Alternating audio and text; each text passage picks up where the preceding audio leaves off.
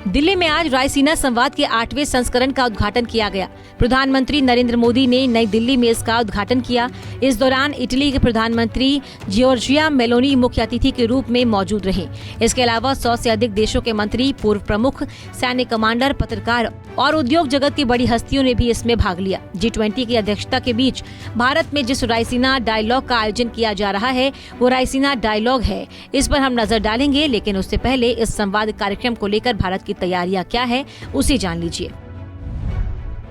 जिस रायसीना संवाद का पीएम ने आज नई दिल्ली में उद्घाटन किया, उसका आयोजन 2 से 4 मार्च तक किया जाएगा। इस दौरान 100 से अधिक देशों के लगभग 2500 से अधिक लोग भाग लेंगे। साथ ही डिजिटल माध्यम से इस कार्यक्रम को करोड़ों लोगों तक पहुंचाया जाएगा।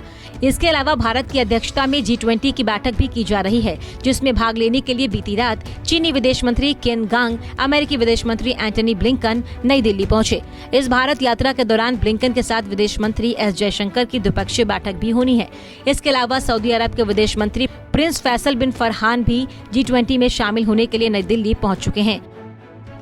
भारत की G20 अध्यक्षता के तहत आयोजित की जा रही इस संवाद के दौरान होने वाली बैठक में लगभग 40 प्रतिनिधि मंडल को शामिल होने की उम्मीद है। इस बार की ये बैठक दूसरी मंत्री स्तरीय बैठक होगी, जिसकी पहली बैठक बेंगलुरु में आयोजित की गई थी, जिसमें वित्त मंत्रियों और केंद्रीय बैंक के गवर्नर ने हिस्सा लिया था।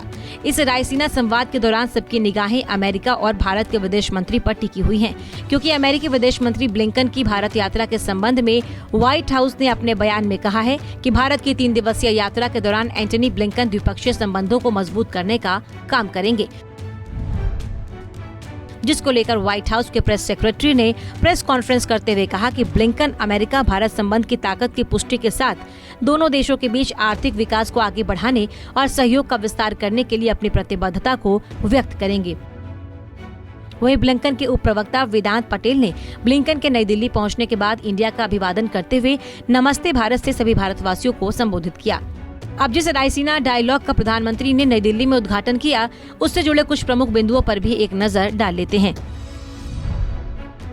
भारत में 2 से 4 मार्च तक चलने वाला इस संवाद कार्यक्रम का इस साल का थीम उकसावा, अनिश्चितता, संकट और तूफान में जलता दिया रखा गया है। ये डायलॉग एक खास तरह का कार्यक्रम होता है जिसमें तमाम देशों के विदेश मंत्री शामिल होते हैं। इसकी शुरुआत साल 2016 में हुई, जिसकी मीटिंग का आयोजन भारत का विदेश मंत्रालय और रिसर्च फाउंडेशन करता है। इसमें दुनिया भर के सैकड़ों देशों से आए हुए अधिकारी और नेता भू राजनीतिक और भू आर्थिक मुद्दों पर बात करते हैं। इस दौरान कई देशों के पॉलिसी मेकर्स से लेकर राजनेता और पत्रकार बंधु भी शामिल होते हैं।